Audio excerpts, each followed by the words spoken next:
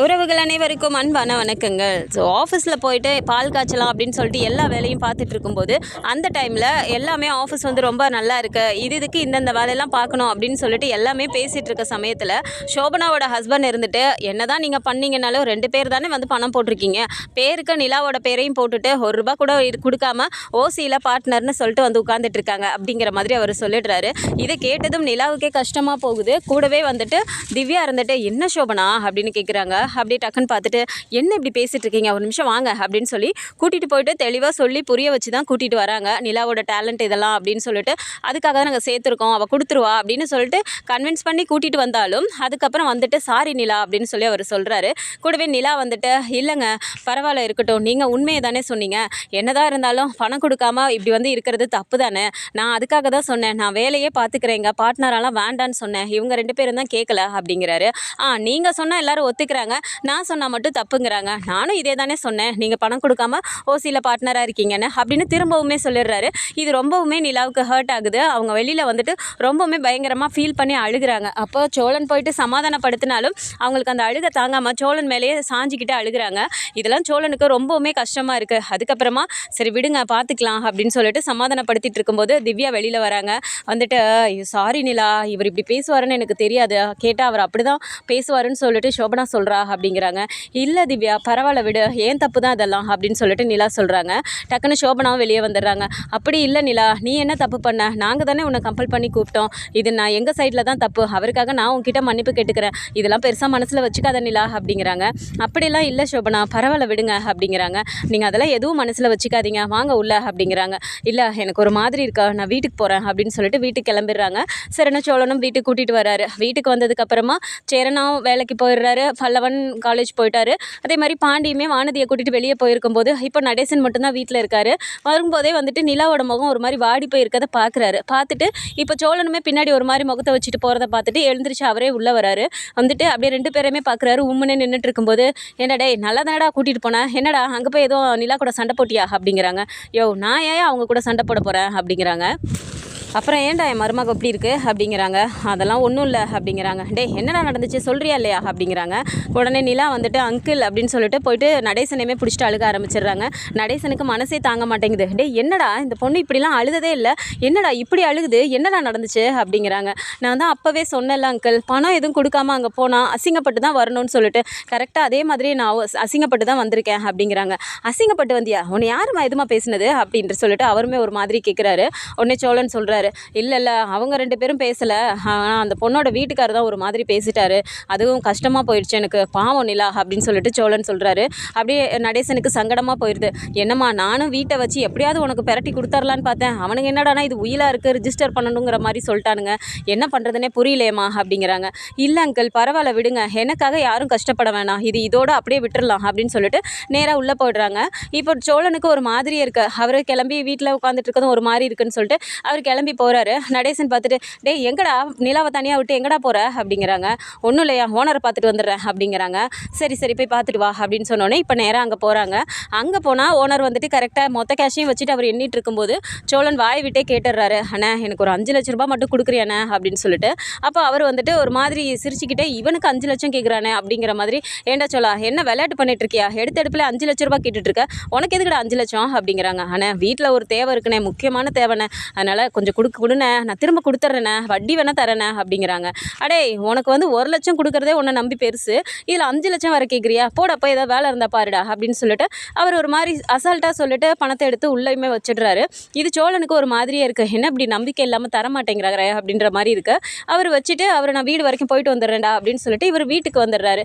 நடேசனுமே அங்கே இருந்து ஒரு மாதிரியே இருக்குது அப்படின்னு சொல்லிட்டு நிலாவை போய் பார்க்குறாரு. நிலாவும் ரூமுக்குள்ளே இருக்கும்போது, மடி நிலா ஏதாவது வாங்கிட்டு வரட்டுமாம்மா, கடைக்கு போகிறேன் அப்படின்னு சொல்லி கேட்குறாரு. அப்போ இல்லை அங்கிள் எனக்கு எதுவும் வேண்டாம் அப்படிங்கிறாங்க. சரிம்மா நான் அந்த கடை வரைக்கும் போயிட்டு வந்துடுறேன் அப்படின்னு சொல்லிட்டு இப்போ நடேசனுமே கிளம்பி வந்துடுறாரு. இப்போ நிலா மட்டும் வீட்டில் இருக்காங்க. ஸோ நடேசனுமே கடைக்கு போயிட்டுருக்காரு. அந்த நேரம் பார்த்து அந்த டீ கடைக்கு போயிட்டு இருந்த வழி தான் வந்துட்டு ஓனரோட வீடு, அதை தாண்டி அவர் போய்கிட்டே இருக்காரு. அப்போ வந்துட்டு அந்த ஓனர் வீட்டில் இருந்து ஒரு குழந்தை வேகமாக வந்துட்டு கதவு திறந்துருக்கும் போது நேராக ரோட்டுக்கு ஓடி வந்துடுது. அப்போ ஆப்போசிட்டில் காரும் வந்துட்டுருக்கு. அப்படிங்கும்போது நடேசன் சைக்கிளில் போயிட்டு இருந்தவர் சைக்கிள் அப்படியே கீழே போட்டுட்டு ஓடி போய் குழந்தைய டக்குன்னு காப்பாற்றிடுறாரு. காப்பாற்றிட்டு கார்காரனை பிடிச்சி திட்டுறாரு, ஏன்டா உனக்கு உனக்குலாம் அறிவே இல்லையா? இப்படி தான் வருவியாடா? குழந்தை வரது கூட உனக்கு தெரியல. நான் வந்து காப்பாற்றலைன்னா என்னடா ஆயிருக்கும் அப்படிங்கிறாங்க. ஆனால் என்ன, நான் ஒரு ஸ்லோ ஸ்பீடில் தானே வந்தேன், அதனால தான் நான் டக்குன்னு பிரேக் போட்டேன் அப்படின்னு சொல்லி அவங்களுமே சொல்கிறாங்க. அதுக்குள்ளார வீட்டில் இருக்கவங்களும் டக்குன்னு வெளியில் வந்தோடனே நடேசன் போயிட்டு எல்லாருமே திட்டுறாரு. என்னம்மா குழந்தைய வந்து ஒழுங்காக பார்த்து பத்திரமா வச்சுக்க மாட்டிங்களா? கதவையாவது சாத்தி வைக்கணும்ல, கதவை இப்படி திறந்து போட்டுட்டு தான் இருப்பீங்களா? குழந்தை இவ்வளோ நேரம் வந்துருந்து நான் இப்போ காப்பாற்றலைன்னா என்ன ஆயிருக்கும் அப்படின்னு சொல்லி திட்டிகிட்டு இருக்காரு. கரெக்டாக அந்த நேரம் பார்த்து ஓனருமே வீட்டுக்கு வரேன்னு சொன்னவர் நேராக வராரு. வந்துட்டு இப்போ நடேசன் அங்கே நின்று பேசிகிட்டு இருக்கதை பார்த்துட்டு இவர் என்னன்னு புரியாமல் என்னாச்சு அப்படின்னு சொல்லி போய் பார்த்துட்டு, சோழனோட அப்பா தானே நீங்கள் அப்படிங்கிறாங்க. ஆமாம் நான் தான் அப்படின்னு சொல்லிட்டு அவர் சொல்கிறாரு. ஏன் என்னாச்சு அப்படின்னு கேட்கும்போது, இப்போ குழந்தை வெளியில் வந்துருச்சு, இவர் தான் காப்பாற்றினாரு அப்படின்னு சொல்லும்போது அவருக்கே ஒரு மாதிரி ஆகுது. ரொம்ப நன்றிங்க அப்படிங்கிறாரு. பரவாயில்ல, இதனால என்ன இருக்குது, குழந்தைய பார்த்து பத்திரமா வச்சுக்கோங்க அப்படின்னு சொல்லிட்டு அவர் கொடுத்துட்டு அவர் பாட்டுக்கு நேராக திரும்பவும் சைக்கிள் எடுத்துகிட்டு டீ கடைக்கு போயிடுறாரு. இப்போது சோழன் என்ன பண்ணுறாருன்னா, அங்கே பணத்தை நம்ம எப்படியாவது எடுத்துடணும் அப்படின்னு சொல்லிட்டு பணத்தையுமே எடுத்து சட்டைக்குள்ளே வச்சுட்டு அவர் பாட்டு கிளம்பி வீட்டுக்கு வந்துடலாம் அப்படின்னு சொல்லிட்டு வண்டி எடுத்துகிட்டு வர்றாரு. காரில் வரும்போது பார்த்தா அவருக்கு வர வர அவருக்கு மனசே உறுத்த ஆரம்பிச்சிருது. அவரோட பணத்தை எடுத்துகிட்டு அவர் கார்லேயே இப்போ நம்ம போயிட்டுருக்கோம். இதை வீட்டுக்கு போய் கொடுத்தோன்னா நிலாவாக இருக்கட்டும் யாராக இருந்தாலும் கண்டிப்பாக கேட்பாங்க. இந்த பணத்தை எடுத்தது நான் தான் தெரிஞ்சிச்சுன்னா கண்டிப்பாக இது திருடிட்டு வந்த பணம்னு தெரிஞ்சால் நிலா இதை சுத்தமாக வாங்கவும் மாட்டாங்க. அதே நேரம் நம்ம இத்தனை வருஷமாக விசுவாசமாக வேலை செஞ்ச அந்த இடத்துல இருந்து திருடிட்டோம்னு நினச்சா இதுக்கப்புறம் நமக்கு எப்படி நினைப்பாங்க? திருட்டு பழிங்கிறது ரொம்ப பெருசாச்சே, இதெல்லாம் ஏற்றுக்கிட்டு நம்மளால் எப்படி வாழ முடியும் அப்படின்ட்டு எல்லாத்தையுமே அப்படியே அவர் ஒரு மாதிரி யோசிச்சுட்டு வண்டி அப்படியே நிப்பாட்டிடுறாரு. இது சரியாக வராது, அவர் கொடுக்கலனாலும் பரவாயில்ல, நம்ம வேறு எங்கேயாவது கூட பரட்டி அப்படின்னு யோசிச்சுக்கிட்டே அவர் நின்றுட்டுருக்காரு. அந்த டைம் பார்த்தா கரெக்டாக ஆஃபீஸ்லேருந்து ஃபோன் வந்துடுது ஓனருக்கு. இந்த மாதிரி ஆஃபீஸ்க்கு உடனே வாங்க, போலீஸ்லாம் வந்துட்டு ஏதோ பணம் இங்கே இருக்குன்னு சொல்லிட்டு ரைடு வந்திருக்காங்க அப்படின்னு சொல்லிட்டு அப்படியே ஓனருக்கு ஆடி போயிடுது. ஐயோ இதென்னடா, நம்ம வேறு ஆஃபீஸில் பணம் வச்சுட்டு வந்திருக்கோம், திடீர்னு வந்துட்டு டேக்ஸ்க்கெலாம் கேட்டு இன்கம் டேக்ஸ்லேருந்து வந்திருக்காங்கலாம் சொல்கிறாங்களே அப்படின்னு சொல்லிட்டு இவர் இங்கேருந்து வேகமாக கிளம்பி போகிறாரு. போயிட்டு நம்ம ட்ராலே வேறு வச்சுட்டு வந்துட்டோமே பணத்தை அப்படின்னு சொல்லிட்டு அவசர அவசரமாக வராரு. இங்கே வந்தால் போலீஸ் எல்லாமே ஆல்ரெடி ஆஃபீஸ்க்குள்ளே தான் இருக்காங்க. வந்துட்டு சொல்லுங்கள் சார் அப்படின்னோன்னா அங்கே இருந்த டிரைவர்ஸும் இவர் தான் ஓனர் அப்படின்னு சொல்கிறாங்க. உங்கள் ஆஃபீஸை நாங்கள் கொஞ்சம் செக் பண்ணணும், நீங்கள் வந்துட்டு அதிகமாக வந்துட்டு நீங்கள் பைசா வச்சுருக்கீங்க, டேக்ஸ் எதுவும் கரெக்டாக வரல அப்படின்னு சொல்லிட்டு எங்களுக்கு நாங்கள் செக் பண்ணிட்டுருக்கோம் அப்படிங்கிறாங்க. சார் அப்படிலாம் ஒன்றும் இல்லை சார் அப்படிங்கிறாங்க. கரெக்டாக அந்த ட்ராவை போய் தேட போகும்போது இவர் போய் தடுத்துட்டே நிற்கிறாரு. சார் அப்படிலாம் இல்லை சார் அப்படின்ட்டு. நீங்கள் இல்லைன்னா எதுக்காக இங்கே தடுக்கிறீங்க, நகர்ந்து போங்க அப்படின்னு சொல்லிட்டு இப்போ போய் அந்த ட்ராவை திறந்து பார்க்கும்போது போச்சு மாட்டணும், அப்போ மொத்தமாக காசையும் போகுது அப்படின்னு சொல்லிட்டு அவர் ஒரு மாதிரி நிற்கிறாரு. அப்போது ட்ராவை திறந்து பார்க்கும்போது பார்த்தா அங்கே பணம் இல்லை. அப்படின்னோடனே அவர் டக்குன்னு ட்ராவை மூடிடுறாரு. அவருக்கு ஒன்றுமே புரியல. எல்லா சைடுமே ஆஃபீஸை ஃபுல்லாக அவங்க தேடிட்டு எதுவுமே இல்லை சார் அப்படிங்கிறாங்க. ஓகே சார், நாங்கள் தேடிட்டோம், எங்களுக்கு ராங் இன்ஃபர்மேஷன் போல இருக்குது அப்படின்னு சொல்லிட்டு சாரி, நீங்கள் உங்கள் வேலையை பாருங்கள் அப்படின்னு சொல்லிட்டு இப்போ போலீஸ் வெளியே வராங்க. அந்த சைடு சோழன் யோசிச்சு பார்த்துட்டு நம்ம திரும்ப எடுத்த இடத்துல பணத்தை கொண்டு போய் வச்சிடலாம் அப்படின்னு சொல்லிட்டு அங்கேருந்து சோழனுமே ரிட்டனில் பணத்தை எடுத்துகிட்டு வந்துட்டு காரை நிப்பாட்டிட்டு அந்த பணத்தை எடுத்துகிட்டு வரலாம் அப்படின்னு சொல்லிட்டு வராரு. போலீஸ் உள்ளேருந்து வந்தோடனே சோழனுக்கு பயங்கரமாக ஒரு மாதிரி ஆடி போயிடுறாரு. போச்சு, நம்ம பணம் எடுத்தது தெரிஞ்சுதான் போலீஸே அண்ணன் வரவழைச்சிட்டார் போல இருக்குது, நம்ம இன்றைக்கி தொலைஞ்சோம், பேசாமல் நம்மளே போய் நான் தான் எடுத்தேன்னு சொல்லிடலாமா அப்படிங்கிற மாதிரி அவர் நேராக போகிறாரு. அப்போ போலீஸ் வந்து எதுவுமே கண்டுக்காமல் சோழனை தாண்டி போயிட்டு அவங்க ஜீப் எடுத்துகிட்டு அவங்க கிளம்பி போயிடுறாங்க. சோழனுக்கு ஒன்றுமே புரியல.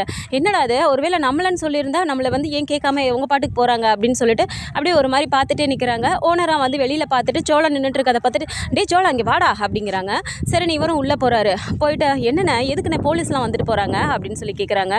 அது ஏன்டா பெரிய கதை, அதெல்லாம் சரிடா, இப்போ நீ பார்த்தில நான் பணம் எண்ணி இந்த ட்ராவில் தாண்டா வச்சுட்டு போனேன், அந்த பணத்தை காணாண்டா, நீ ஏதாவது பார்த்தியா அப்படிங்கிறாங்க. ஆனால் அது வந்துட்டு இதோ என்கிட்ட தானே இருக்குது, நான் மன்னிச்சிருனேன் அப்படின்னு சொல்லிட்டு சொல்லலாம் அப்படிங்கிற மாதிரி அந்த பணத்தை எடுத்து இப்படி காட்டுறாரு. அப்போ வந்து அதை பார்த்த உடனே ஒரு ஓனர் டக்குன்னு சோழா எவ்வளோ பெரிய விஷயம் நீ பண்ணியிருக்க தெரியுமாடா அப்படின்னு சொல்லிட்டு சோழனை இறுக்கி கட்டி பிடிச்சிக்கிறாரு. சோழனுக்கு ஒன்றுமே புரியல. இவர் என்னடா நம்ம பணத்தை எடுத்துகிட்டு போயிருக்கோம், நம்மளை வேறு கோவப்படுவாருன்னு பார்த்தா நம்மளை கட்டி பிடிச்சிக்கிறாரு அப்படின்ட்டு. ஆனால் என்னென்ன பண்ணுற அப்படிங்கிறாங்க. சோழா நீ மட்டும் இந்த பணத்தை கரெக்டான டைமில் எடுத்துகிட்டு போகலனா இந்நேரம் என் மேலே கேஸ் ஆயிருக்கும்டா அப்படிங்கிறாங்க. என்னென்ன சொல்கிறேன் எனக்கு புரியல அப்படிங்கிறாங்க. ஆமாண்டா, இந்த பணத்தை நான் எண்ணி இதிலே வச்சுட்டு போயிட்டேன்டா, திடீர்னு எனக்கு இந்த மாதிரி வந்திருக்காங்கன்னு சொல்லவும் அங்கேருந்து நான் பதறிட்டு வரேன். இந்த ட்ராவெல்லாம் திறந்து பார்த்தாங்கடா, நல்ல வேலை பணம் இருந்துச்சுன்னா நான் மாட்டி இருந்திருப்பேன், அந்த பணத்தை நீ நல்ல நேரத்தில் வெளியே எடுத்துகிட்டு போயிருக்கடா, ரொம்ப ரொம்ப பெரிய விஷயம் பண்ணியிருக்க அப்படின்னு சொல்கிறாங்க. உடனே சோழனும் அப்படியாண்ணே சரிண்ணே அப்படிங்கிறாங்க. ஆமாண்டா, நீ இந்த பணத்தை எப்போ எடுத்துகிட்டு போன, போலீஸ் வராங்கன்னு உனக்கு ஏற்கனவே தெரியுமா, நான் கிளம்பி போனப்புறம் நீ இங்கே தான் இருந்த, எப்படா நீ பணத்தை எடுத்துகிட்டு போன, உனக்கு எப்படா இதெல்லாம் தெரியும் அப்படிங்கிறாங்க. அப்போ சோழன் உடனே என்ன சொல்கிறதுனே தெரியாமல் அப்படியே நம்ம திருடனை பற்றி தெரியாமலே அவர் பேசிகிட்டு இருக்காரு. நம்ம எடுத்ததும் அண்ணனுக்கு ஒரு வகையில் நல்லதாக தான் போயிடுச்சு அப்படின்னு சொல்லிட்டு இதை நம்ம விடக்கூடாது அப்படின்னு சொல்லிட்டு சோழன் யோசிக்கிறாரு. அண்ணே அது விடுனே, எப்படியோ எடுத்துட்டேன், எனக்கு போலீஸ் வராங்கன்னு தெரிஞ்சிச்சு, சரி நம்ம இங்கே இருக்க வேணான்னு சொல்லிட்டு பணத்தை எடுத்துகிட்டு நான் வெளியே போயிட்டேன், இப்போ என்ன அதனால் நீ சேஃப் ஆகிட்டில்ல விடு அப்படிங்கிறாங்க. ரொம்ப ரொம்ப தேங்க்ஸ்டா சோழா அப்படிங்கிறாங்க. ஏன்னா திரும்பவும் நான் கேட்குறேன், இப்போ இந்த பணத்தை நான் வந்துட்டு போலீஸ்கிட்ட இருந்து இப்போ நீ போலீஸில் மாட்டியிருந்தீங்கன்னா எவ்வளவோ கட்டியிருக்கணும்ல, போலீஸ்கிட்ட இருந்து உன்னை நான் காப்பாற்றிருக்கேன்ல, இதுக்காகவாவது எனக்கு ஒரு 5 லட்ச ரூபா நீ கொடுக்க மாட்டியானே அப்படிங்கிறாங்க. டேய் எனக்கு உதவியும் பண்ணிவிட்டு அதை வச்சு நீ இப்போ 5 லட்ச ரூபா பணமும் கேட்குறியாடா அப்படிங்கிறாங்க. அண்ணா புரிஞ்சுக்கோண்ணே, நான் எதுக்காக சொல்கிறேன்னு புரிஞ்சுட்டு பேசுனேன் அப்படிங்கிறாங்க. சரிடா சொல்லு, இப்போ எதுக்கு உனக்கு 5 லட்ச ரூபா அப்படிங்கிறாங்க. அப்போ உடனே இந்த மாதிரி நிலாக்காக தான் கேட்குறேன், இந்த மாதிரி பிரச்சனை ஆயிடுச்சு அப்படின்னு சொல்லிட்டு நடந்த எல்லா விஷயத்தையும் அவர் சொல்லும்போது அப்போது அவருக்கே ஒரு மாதிரி ஆகுது. அப்படியே ஒரு மாதிரி அவர் யோசிச்சுட்டு, ஓ அப்படியாடா, அப்படின்னா நீ உன் பொண்டாட்டிக்காக தான் கேட்குற, சரி இப்போ நான் கொடுக்குறேன்னு வச்சுக்கோ, அதை எப்படிடா நீ எனக்கு திருப்பி கொடுப்ப, என்கிட்ட வண்டி ஓட்டுற காசை வச்சு உன்னால் கொடுக்க முடியுமாடா அப்படின்னு சொல்லி கேட்குறாரு. அண்ணண்ணே அப்படி இல்லைண்ணே, நாங்கள் 3 பேருமே அங்கங்கே ஒவ்வொரு இடத்துல ட்ரை பண்ணிட்டு தானே இருக்கோம், அப்படி எங்கே கிடச்சிருச்சுனாலும் நாங்கள் பார்த்துக்கலான் இருந்தோன்னே, இப்போ நீயே கொடுத்துட்டேன்னா நாங்கள் 3 பேருமே சேர்ந்தே உனக்கு வந்து அந்த அசலை கட்டிடுவோண்ணே, கொஞ்சம் கொடுண்ணே அப்படின்னு சொல்லி கேட்குறாங்க. ஆஹா நான் உன்னை நம்ப மாட்டேன், நீ வீட்டுக்கு போ, நாளைக்கு காலையில் நானே வந்து கொடுக்குறேன் அப்படிங்கிறாங்க. அண்ணே நிஜமாக தான் சொல்கிறியாண்ணே, உன்னை நம்பி போய் நான் சொல்லவா அப்படிங்கிறாங்க. டேய் நிஜமாக தான்டா, நீ எனக்கு இவ்வளோ பெரிய உதவி செஞ்சுருக்க, நீ இல்லைனா இந்நேரம் இந்த 5 லட்சம் நான் போகணும் கடனாக தான் நீ கேட்குற, ஆனால் இதுக்கு மேலே நான் எவ்வளவோ அங்கே வந்து நான் ஃபைன் கட்டுற மாதிரி இருந்திருக்கும், இன்னும் அசிங்கமாக இருக்கும்டா, எவ்வளோ பெரிய வேலையை செஞ்சுருக்க, நான் கண்டிப்பாக உனக்கு பண்ணுறேன், நீ தைரியமாக வீட்டுக்கு போ அப்படிங்கிறாங்க. ரொம்ப தேங்க்ஸ்ண்ணே அப்படின்னு சொல்லிட்டு சிரிச்சுக்கிட்டே வீட்டுக்கு வராரு. வீட்டுக்கு வந்தால் இப்போ நிலா மட்டும் முகம் உம்முன்னு உட்காந்துட்டு இருக்கும்போது சோழன் உள்ளே வராரு. அதுக்குள்ளே சேரன்லாம் வீட்டுக்கு வந்துட்டு பல்லவனுக்கு பாண்டிக்கு எல்லாருக்குமே இந்த விஷயம் தெரிஞ்சு அவங்களுமே ஒரு மாதிரி இருக்காங்க. ஆனால் வீட்டுக்கு வர சோழன் ரொம்பவுமே சந்தோஷமாக வரும்போது சேரன் அப்படியே பார்க்குறாரு. டேய் என்னடா சோழா இவ்வளோ சந்தோஷமாக இருக்கு நீ அப்படிங்கிறாங்க. அண்ணா இப்போ நான் ஒரு விஷயத்த சொல்ல போகிறேன், அதை கேட்டால் நீங்கள் எல்லாருமே சந்தோஷமாயிருவீங்க அப்படிங்கிறாங்க. டே அதை விடுறா, என்னடா காலையில் நிலாவை ஆஃபீஸில் அந்த மாதிரி பேசிட்டாங்களாமே அப்படிங்கிறாங்க. அண்ணா அதை விடுண்ணே, என்னண்ணே அவங்கள அசிங்கப்படுத்தினதை போய் நீ பெருசாக பேசிகிட்டு இருக்க அப்படின்னு சொன்னோன்னே நிலாவுக்கு அப்படியே கோவம் வந்துடுது. ஏன்னா என்னை அசிங்கப்படுத்தினது அப்போ உங்களுக்கு பெரிய விஷயம் இல்லைல்ல அப்படின்னு சொல்லி கேட்குறாங்க. ஏங்க நான் அப்படி சொல்லலைங்க, தப்பாக எடுத்துக்காதீங்க, நீங்கள் அசிங்கப்பட்டீங்க அப்படின்னா எதுக்காக, பணம் கொடுக்கலன்னு சொல்லிட்டு தானே, இப்போ நம்ம அந்த பணத்தை கொடுத்துட்டோன்னா நம்மளே யாருங்க பேச போகிறாங்க அப்படிங்கிறாரு. சோழன் எதில் விளையாடுறதுன்னு உங்களுக்கு விவசாயே இல்லையா, 5 லட்ச ரூபா சொலையாக கொடுத்தாகணும், எங்கே இருக்குது இப்போ நம்ம கிட்ட பணம், கொடுத்துட்டா பேச மாட்டாங்கன்னு சொல்லிட்டு நீங்கள் பாட்டு பேசிகிட்டு இருக்கீங்க அப்படிங்கிறாங்க. ஏங்க பணம் வந்துருச்சுங்க, பணம் கிடச்சிருச்சு, நீங்கள் நாளைக்கே போய் அங்கே பணத்தை கொடுக்குறீங்க அப்படிங்கிறாங்க. சேரன் அப்படியே பார்க்குறாரு. டேய் ரெடி பண்ணிட்டியாடா, எப்படிடா அப்படிங்கிறாங்க. ஆமாண்ணே அது ஒரு பெரிய கதை, அதை விடு, ஆனால் பணம் ரெடி ஆயிடுச்சு அப்படிங்கிறாங்க. யார்கிட்டடா கேட்ட, யார்டா தரேன்னு சொன்னாங்க அப்படின்றாங்க. அப்போ நடேசன் அப்படியே பார்க்குறாரு. என்னடா ஓனர்கிட்ட தானே கேட்குறேன்னு சொன்னேன், ஓனர் தரேன்னு சொல்லிட்டாரோ அப்படிங்கிறாங்க. ஆமாம் என் ஓனர் மொத்தமாக 5 லட்ச ரூபாய் தரேன்னு சொல்லிட்டாரு அப்படிங்கிறாங்க. ஓ அப்படியா, சரி சரி நீ வாங்கு, ஆனால் இடையில நம்ம எல்லாரும் சம்பாதிக்கிறத வச்சு நம்ம சீக்கிரமாக கடன் அடைச்சிடலாம் அப்படின்னு சொல்லிட்டு நடேசனுமே சொல்கிறாரு. அப்போ வந்துட்டு நிலாவுக்கு அப்படியே ஒரு மாதிரி சந்தோஷம் இருந்தாலும் அப்படியே ஒரு மாதிரி யோசிக்கிறாங்க. நிஜமாக தான் சொல்கிறீங்களா சோழன் அப்படிங்கிறாங்க. ஏங்க என்னங்க இப்படி பேசுகிறீங்க, உண்மையை தாங்க வந்து சொல்லிட்டு இருக்கேன், நாளைக்கு காலையில் வீட்டுக்கு வந்து அண்ணனே தரேன்னு சொன்னார் அப்படிங்கிறாங்க. சேரனுக்குமே சந்தோஷமாகுது. ரொம்ப சந்தோஷம்டா, நானும் ஒவ்வொரு இடத்துல ரெடி பண்ணிட்டு தான் இருந்தேன், ஆனால் நீ டக்குன்னு ரெடி பண்ணிட்ட பார்த்தியாடா, சூப்பர்டா சோழா அப்படிங்கிறாங்க.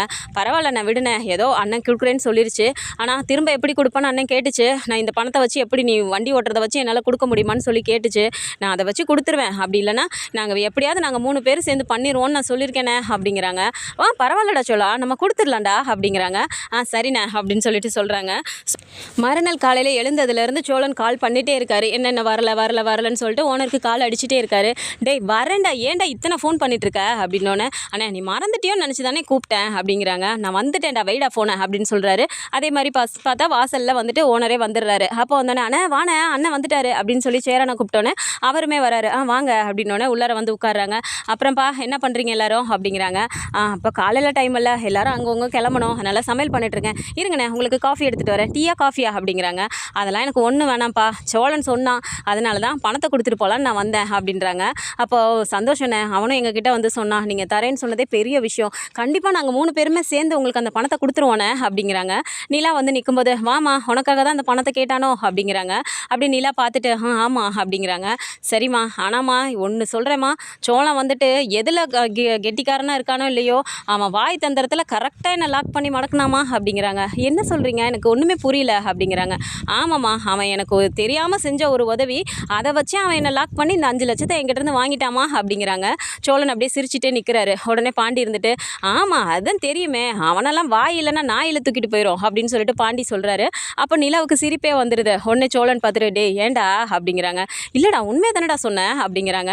உடனே ஓனரும் சிரிச்சுட்டு சரிம்மா இந்த வாங்கிக்கிறியா அப்படிங்கிறாங்க. நானா அப்படிங்கிறாங்க. ஆமாம்மா உனக்காக தானே கேட்டிருக்கான், வாங்க வாங்கிக்கோங்க அப்படிங்கிறாங்க. சரின்னு நிலா அப்படி நின்றுட்டே இருக்கும்போது போப்பா வாங்கிக்கோ அப்படின்னு சேரனும் சொல்கிறாரு. சரின்னு நிலா தான் கை நீட்டி அந்த பணத்தை வாங்குறாங்க. ஸோ அந்த பணத்தை வாங்கினதுக்கப்புறம் சரிப்பா பார்த்துக்கோங்க அப்படின்னு சொல்லிட்டு இவரும் கிளம்பி போயிடுறாரு. இப்போ அந்த பணத்தை வந்துட்டு நேராக போயிட்டு சாமிக்கிட்ட வச்சு வச்சிடுறாங்க. வச்சுட்டு சாமிலாம் கும்பிட்டுட்டு இருக்கும்போது நடேசன் அங்கேருந்து வராரு. வந்து பார்த்துட்டு, பரவாயில்லடா நீ என்னத்துக்கும் உதவ மாட்ட, சும்மா அங்கே இங்கேயும் சுற்றிட்டு இருப்ப, ஊதாரித்தனமாக தான் இருப்பேன்னு நான் நினச்சிட்டு இருந்தேன். ஆனால் உன் பொண்டாட்டிக்கு ஒன்றுன்னொன்னே 5,00,000 ஒத்தால பெரட்டி எடுத்துட்டு வந்துட்டியடா அப்படின்னு சொல்லிட்டு இப்போ சோழன் கிட்ட சொல்லும்போது நிலா அப்படியே பின்னாடி அப்படியே ஒரு மாதிரி பார்க்குறாங்க. அவங்களுக்கு அப்படியே ஒரு மாதிரி மனசுக்குள்ளே இதாக தான் இருக்குது. ஆனால் சோழன் என்ன சொல்கிறாரு, நீ என்னையா பேசிகிட்டு இருக்க, நிலா அந்த இடத்துல எப்படி நின்னாங்கன்னு எனக்கு மட்டும்தான் தெரியும். அந்த இடம்லாம் அப்படியே அவங்க அழுதுட்டாங்க தெரியுமா, அதெல்லாம் என்னால் பார்க்கவே முடியல, நான் கூடவே இருந்தோம் என்னால் பண்ண முடியலண்ணா, அப்புறம் நான்லாம் என்ன ஆம்பளை அப்படின்னு சொல்கிறாரு. இதை கேட்டோன்னே நிலாவுக்கு ரொம்பவுமே சந்தோஷமாக இருக்குது. சேரன் அப்படியே பார்க்குறாரு நின்றுட்டு, சூப்பர்டா சோழா, நாங்கள் எல்லாருமே சேர்ந்து ரெடி பண்ணணும்னு பார்த்தோம், ஆனால் நீ ஒரே ஆளே வந்து நிலாவுக்கு ரெடி பண்ணி கொடுத்துட்டடா அப்படிங்கிறாங்க. இதெல்லாம் ஒரு விஷயமான விடுனே பார்த்துக்கலாம் அப்படின்னு சொல்கிறாரு. இப்போ டக்குன்னு நிலாவை பார்த்துட்டு, ஏங்க வரீங்களா, நம்ம போய் கொடுத்துட்டு வந்துடலாம் அப்படிங்கிறாங்க. அப்போ அப்படியே பார்த்துட்டு, சரி சோழன் அப்படிங்கிறாங்க. நீங்கள் வாங்க அப்படிங்கிறாங்க. சரின்னு சொல்லிட்டு இப்போ கிளம்பி போகும்போது பார்த்தா அங்கே நேராக ஆஃபீஸ்க்கு போயிடுறாங்க. போன உடனே சோபனாவும் திவ்யாவும் அப்படியே ஒரு மாதிரி பார்க்குறாங்க. நிலா எங்கே நேற்றுக்கு அவங்க நடந்ததில் இன்றைக்கி வரமாட்டியோன்னு டவுட்லேயே இருந்தேன் அப்படிங்கிறாங்க. உடனே சோழன் பார்க்குறாரு, என்னங்க இப்படி பேசிட்டீங்க, உங்கள் 3 பேரையும் போட்டு தான் நீங்கள் கம்பெனியை ஸ்டார்ட் பண்ணியிருக்கீங்க, அது எப்படி நிலா வராமல் இருப்பாங்களா அப்படிங்கிறாங்க.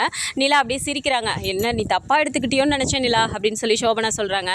உடனே அப்படிலாம் எதுவும் இல்லை அப்படின்னு நிலா சொல்கிறாங்க. உடனே சோழன் வந்துட்டு, என்னங்க அப்படியே கையிலே வச்சுட்ருக்கீங்க, கொடுத்துருங்க அப்படிங்கிறாங்க. அப்போது 2 பேருமே அப்படியே பார்க்குறாங்க. ஆமாம் திவ்யா, சோபனா நீங்களும் வாங்க அப்படின்னு சொல்லிட்டு இப்போ அந்த 5 lakhs எடுத்து கொடுக்குறாங்க. பார்த்துட்டு திவ்யா, நிலா என்ன உடனே ரெடி பண்ணிட்டியா ஒரே நாளில் அப்படிங்கிறாங்க. நான் எங்கே பண்ணேன், சோழன் தான் ரெடி பண்ணார் அப்படிங்கிறாங்க. சூப்பர் சோழன் அப்படிங்கிறாங்க. நேற்று மட்டும் உங்கள் வீட்டுக்காரர் அப்படி பேசலன்னு வச்சுக்கோங்க, இந்த ஒரே நாளில் ரெடி ஆயிருக்குமான்னு கூட தெரியல அப்படிங்கிறாங்க. அப்போ வந்து அப்படியே சோபனாக்கு ஒரு மாதிரி ஆகுது. இல்லை சாரி, அவர் பேசுனது தப்பு தான் அப்படிங்கிறாங்க. பரவாயில்லைங்க, அதெல்லாம் ஒன்றும் பிரச்சனை இல்லை, எங்கள் மேலேயும் தப்பு இருக்குல்ல, பணத்தை கொடுத்துருக்கணும், பணம் எங்களுக்கு ரெடியாக லேட் ஆகிடுச்சு, அதனால ஒன்றும் பிரச்சனை இல்லைங்க, நீங்கள் 3 பேரும் சேர்ந்து நல்லா பண்ணுங்க அப்படின்னு சொல்லிட்டு இப்போ சொல்லிடுறாரு. ஸோ இந்த மாதிரியான கதைக்களம் வந்தால் நல்லா இருக்கும்னு நினச்சிங்கன்னா மறக்காமல் நம்மளோட சேனலை சப்ஸ்கிரைப் பண்ணிக்கோங்க. அண்ட் வீடியோ பிடிச்சிருக்கு அப்படின்னா சின்னதாக லைக்கை மட்டும் கொடுத்துருங்க. தேங்க்ஸ் ஃபார் வாட்சிங்.